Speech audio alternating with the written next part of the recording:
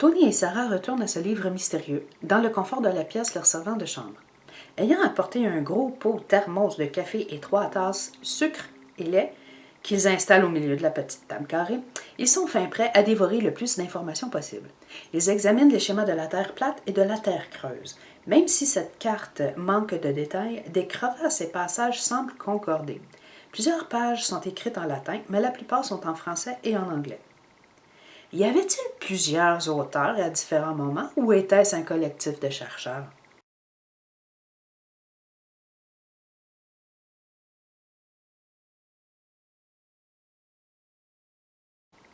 Y avait-il plusieurs auteurs à différents moments ou était-ce un collectif de chercheurs? Bonne question, Sarah. Quoi qu'il en soit, ils sont sûrement devenus fous à voir tous ces schémas qui se contredisent. Sûrement le manque d'oxygène du pôle. Césarée arrive enfin à les rejoindre et sans lui en offrir, Sarah lui sert un café et lui raconte le peu qu'ils ont trouvé. Il les regarde à tour de rôle et leur lance que ça lui fait penser à une petite vidéo qu'il a vue sur YouTube concernant la physique quantique. Oh, mais c'est ce que je m'apprêtais à lire lorsque j'ai reçu ce livre, dit Sarah. Que le résultat dépend de qui l'observe, ajoute Tony. Les trois se regardent pendant quelques instants, air songeur et méditatif.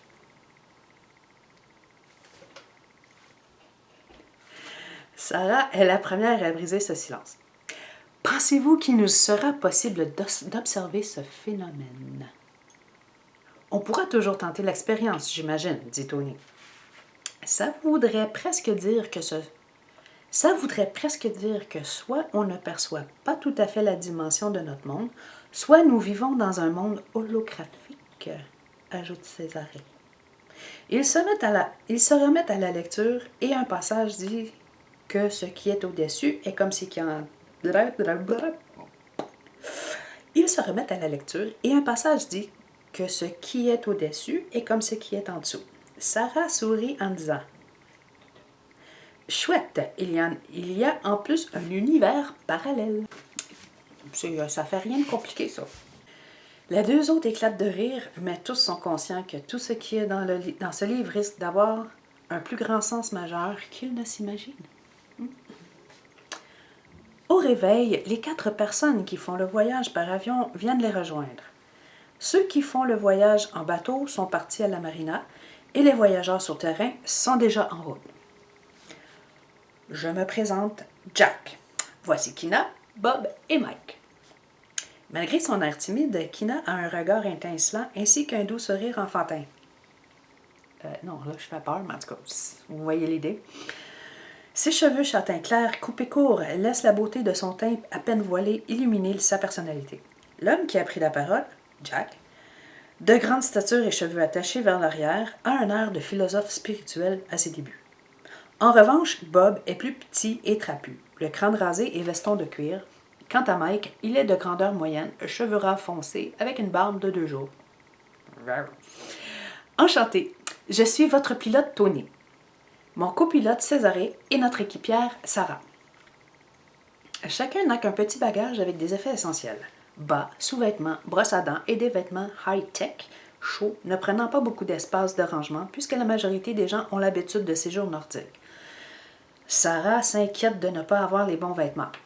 Césarée lui dit de ne pas s'en faire, car s'il ne trouve pas une boutique avant le transfert en VTT, il en a assez pour 2. Elle examine le sérieux de son offre, ainsi que son gabarit.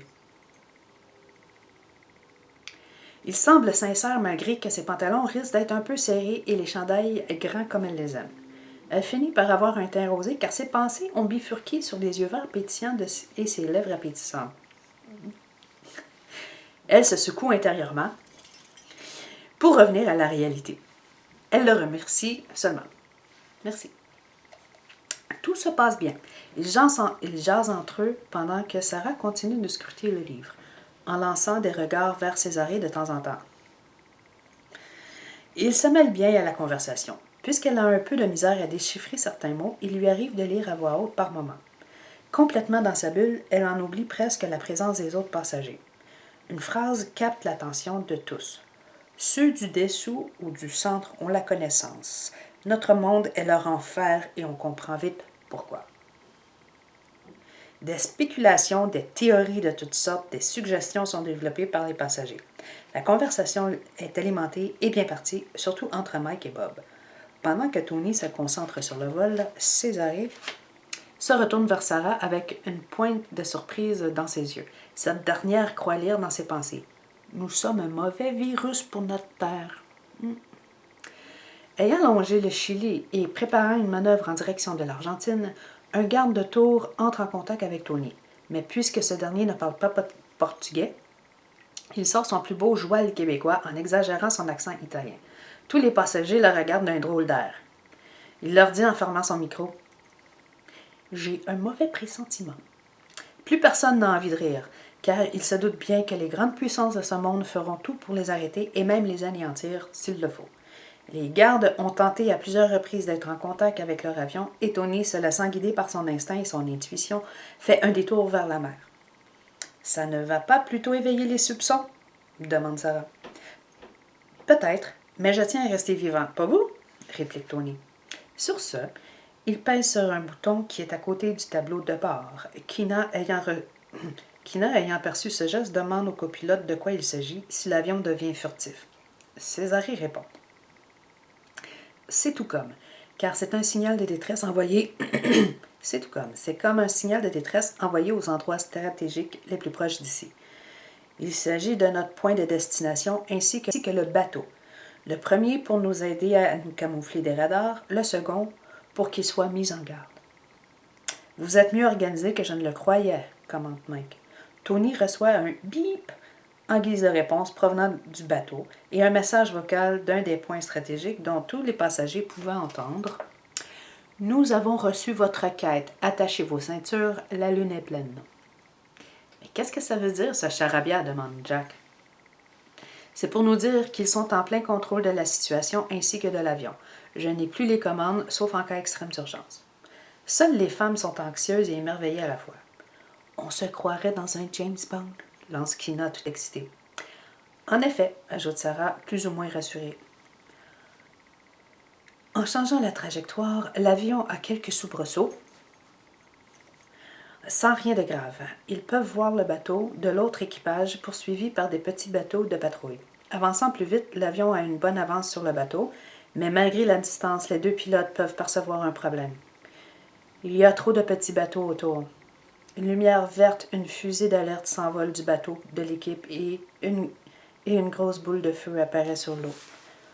Puisque l'avion changeait de trajectoire, ce sont les passagers qui ont réagi les premiers. La panique s'empare d'eux, y compris les pilotes, mais ces derniers ont repris contrôle de leurs émotions assez rapidement.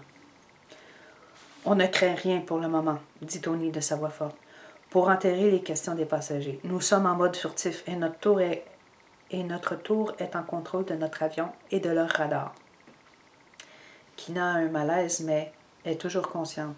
« Y a-t-il moyen de voir ce qu'il y en est de l'équipe souterraine? » demande-t-elle. « Pas pour le moment, répond Césarée. Je crois qu'ils sont à l'abri. » Le reste du vol se fait dans le silence, mais l'anxiété est palpable.